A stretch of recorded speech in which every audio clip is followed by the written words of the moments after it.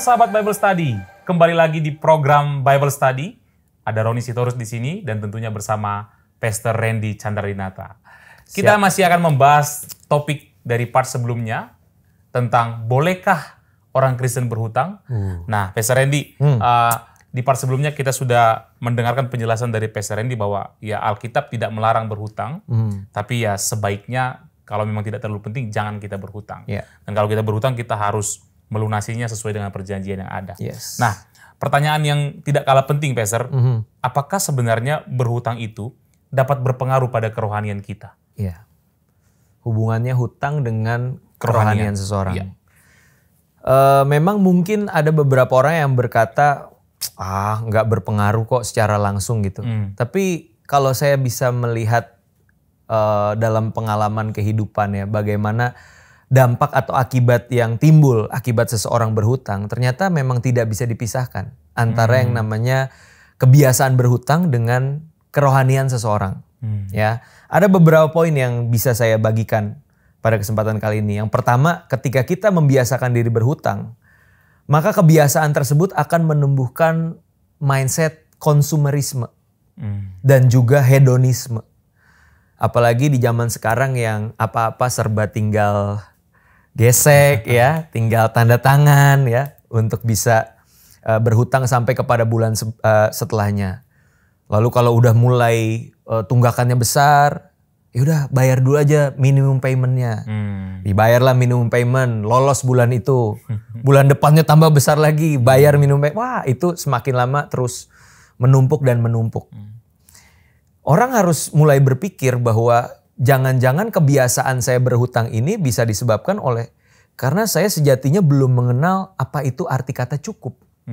Ya, sedangkan ya di dalam kekristenan kita harus untuk bisa mengucap syukur itu harus dimulai dengan rasa cukup kan di dalam diri kita. Gitu loh. Dan semakin kita tidak mengenal kata cukup, lebih jauh lagi kita akan terjerat dengan yang namanya cinta uang, cinta dunia, yang membuat kita akhirnya sulit menjadi pribadi yang rohani. Oleh karena mindset kita bicara tentang uang, dan juga uang. Nah, itu yang bisa terjadi. Dan ketika orang berhutang dengan sedemikian banyaknya, ini pengalaman yang saya jumpai juga di lapangan bahwa ada loh orang yang walaupun hutangnya sudah sebanyak itu, gaya hidupnya nggak mau dirubah. Dia masih tetap nyaman dengan cara dia mengelola uangnya, bagaimana dia menghabiskan pengeluarannya dalam satu bulan itu. Bukankah hal pertama yang perlu dilakukan ya kita belajar mencukupkan diri dengan apa yang kita punya, gitu loh. Jangan mengejar gengsi, jangan mengejar yang namanya hedonisme tadi, kayak gitu. Nah, itu yang pertama. Terus yang kedua, yang namanya kebiasaan berhutang itu bisa jadi membuat seseorang itu merasa apa? Dirinya itu bernilai. Kalau memiliki barang-barang merek tertentu misalkan.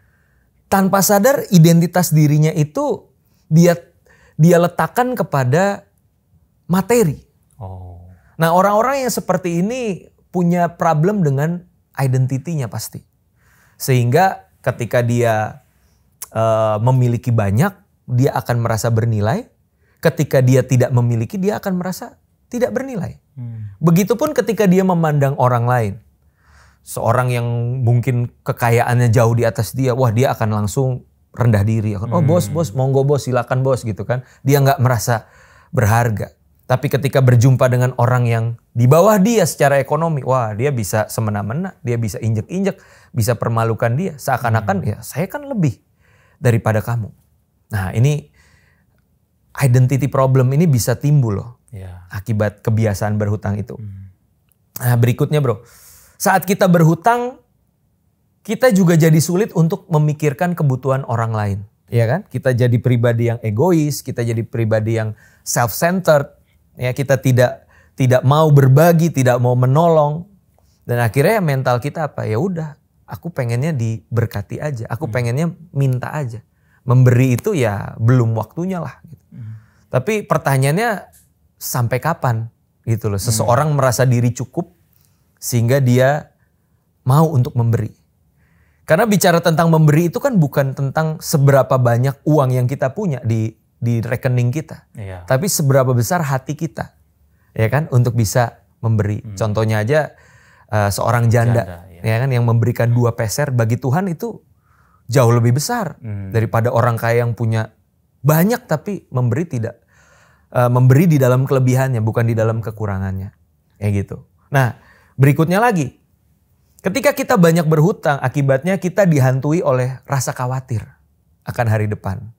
Nah, saya ingat betul nih anak rohani saya ya, dia mulai cerita bagaimana setiap hari itu yang namanya debt collector datang ke rumahnya, udah nagih di depan. Bahkan ya kadang dengan gaya yang cukup mengintimidasi. Dan itu yang membuat dia jadi khawatir, gila ya besok gimana ya. Hutang-hutang ini gak mungkin lunas dalam 1-2 hari. Tapi orang ini muncul terus gitu. Pacar gua aja enggak gitu kan. Ini muncul terus. Nah ini kan membuat kita menjadi khawatir akan hari esok gitu. Dan kalau kita khawatir itu sukacita juga hilang. Betul. Hidup juga jadi tidak enak ya. Betul. Dan itu memang sangat berbahaya sekali ya. Ya. Saya jumpai sahabat saya ini. Sudah berapa lama dia gak bisa tersenyum dengan lepas. Ya kan udah mulai ada perubahan raut mukanya yang tadinya orangnya supel, happy, tiba-tiba jadi mukanya merengut, dia selalu kayak merasa nggak damai di hidupnya, nggak ada sukacita. Nah itu kan hal-hal yang sebenarnya merugikan ya ketika kita membiasakan diri berhutang itu. Dan yang berikutnya, yang terakhir ya, saat kita berhutang lalu kita gagal membayarnya, itu yang namanya nama baik kita kan juga menjadi rusak. Apalagi zaman sekarang lu berhutang, nah diintimidasi, temen-temennya dikontekin ya kan, ditagihin juga ke temen, lu kenal dia ya, dia nih begini. Nama baik jadi batu sandungan juga ya. Betul. Padahal kan kita sebagai orang Kristen tidak boleh ya. Paulus berkata kita tidak boleh jadi batu sandungan buat orang lain ya. Betul. Ternyata berhutang juga bisa berdampak seperti itu. Nama baik kita jadi rusak. Orang jadi sulit percaya sama kita ya kan. Maunya mempermuliakan Tuhan tapi jatuhnya malah jadi batu sandungan. Wow, menarik sekali Pastor.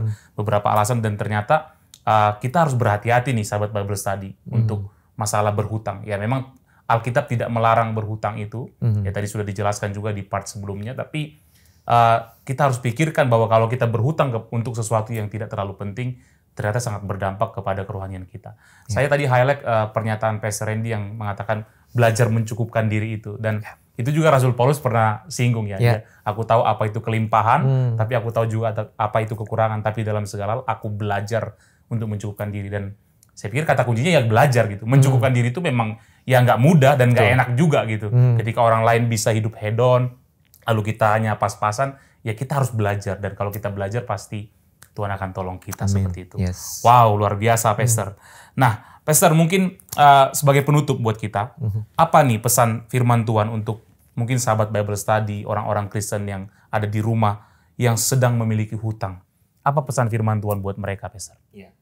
Seperti yang kita udah bahas tadi dari awal, jelas bahwa Alkitab tidak melarang orang berhutang. Tapi sebisa mungkin jangan berhutang, ya kan? Nah, tapi ketika kita akhirnya sudah terjerat di dalam hutang, maka pesan-pesan yang bisa aku bagikan adalah yang pertama, teman-teman semua, ayo belajar untuk bertanggung jawab atas apa yang telah kita perbuat. Setiap keputusan itu pasti ada konsekuensinya. Maka sebisa mungkin lunasi hutang kita. Jangan ditunda-tunda. Ya, kalau ada, ya pasti yang pertama untuk kebutuhan hidup dulu ya. Untuk makan, minum, tinggal itu diutamakan. Tapi setelah itu gengsi ya kan, gaya hidup itu tolong ditahan dulu ya kan. Fokus untuk melunasi hutang-hutang kita. Ya, Mazmur pasalnya yang ke-37 ayat 21. Ya, di sini ada satu statement yang menarik. Mazmur 37 ayat 21. Orang fasik meminjam dan tidak membayar kembali, tetapi orang benar adalah pengasih dan pemurah. Ya, jadi setiap kita tidak mau kan dikategorikan sebagai orang fasik yang telah meminjam namun tidak membayar kembali. Oleh karena itu, ayo, saya percaya kok di mana kemauan di situ ada jalan. Ya, berapapun jumlah hutangmu, ayo mulai satu komitmen, taruh satu tekad di dalam dirimu, aku mau melunasi hutang tersebut. Ya walaupun mungkin nggak langsung jebret, lunas, tapi ya asal ada etikat baik kan, ada niat baik untuk melunasi hutang, saya percaya Tuhan pasti tolong. Ya, itu yang pertama. Dan yang kedua, pada akhirnya memang penting untuk kita bisa membedakan antara kebutuhan dan juga keinginan. Ya, kebutuhan dan gaya hidup. Ya, karena biasanya kan katanya tekanan itu berbanding lurus dengan gaya hidup. Banyak gaya, banyak tekanan ya, banyak hutang juga. Nah, makanya ayo belajar untuk seperti apa yang Alkitab ajarkan. Hiduplah sederhana. Hiduplah di dalam keprihatinan juga kepada orang-orang yang membutuhkan. Saya percaya kalau kita semua hidup di dalam kasih, hidup di dalam perhatian, kepedulian satu dengan yang lain. Aku rasa orang yang berhutang itu jumlahnya pasti semakin sedikit. Ya. Apalagi di kalangan orang percaya. Kenapa? Karena ada hati yang penuh kasih dan peduli. Ya, ada teman yang berhutang bukannya dibungain lebih besar. Iya, lebih besar dari pinjol, tapi justru malah tidak diingat-ingat kan. Gitu ya. Kadang ya seperti firman Tuhan bilang, ketika engkau memberi jangan berharap kembali kan. Ya kan, ya udah. Anggap aja ngasih, udah tutup mata gitu kan. Nanti kalau Tuhan kasih berkat ke dia, ya dia bisa gantikan hutangnya gitu. Nah, Ibrani 13 ayat 5 ya. Ini menjadi ayat penutup pada kesempatan kali ini. Ibrani pasalnya yang ke-13 ayat yang ke-5. Di situ dikatakan, "Janganlah kamu menjadi hamba uang dan cukupkanlah dirimu dengan apa yang ada padamu. Karena Allah telah berfirman, aku sekali-kali tidak akan membiarkan engkau dan aku sekali-kali tidak akan meninggalkan engkau." Amin. Ya, jadi ayo sama-sama setiap dari kita sahabat Bible Study belajar untuk menjadi hamba Tuhan pastinya, bukan hamba uang, dan belajar untuk mencukupkan diri kita dengan apa yang Tuhan telah percayakan. Wow, luar biasa sekali Pastor Randy. Sahabat Bible Study, kalau kamu punya hutang dan kamu sudah blok orang yang kamu pinjamin hutang, buka bloknya, hubungi dia, bro, gue bayar tapi gue cicil dulu. Ya, yang penting ada etiket baik ya. Karena kadang-kadang orang ya minjam uang itu kita nyembah-nyembah gitu kan. Iya. Waktu ditagih orang yang minjemin duit yang nyembah-nyembah kita. Iya, kita kabur. benar. Kita lebih galak Kita lebih dia, galak ya? daripada. Nah, hari ini Bible Study ajarkan kita ya memang berhutang tidak salah di dalam kekristenan. Tetapi kita harus lunasi itu sebagai tanggung jawab kita dan sebagai wujud kita sebagai orang-orang yang tidak menjadi batu sandungan. Amin. Sebagai orang Kristen.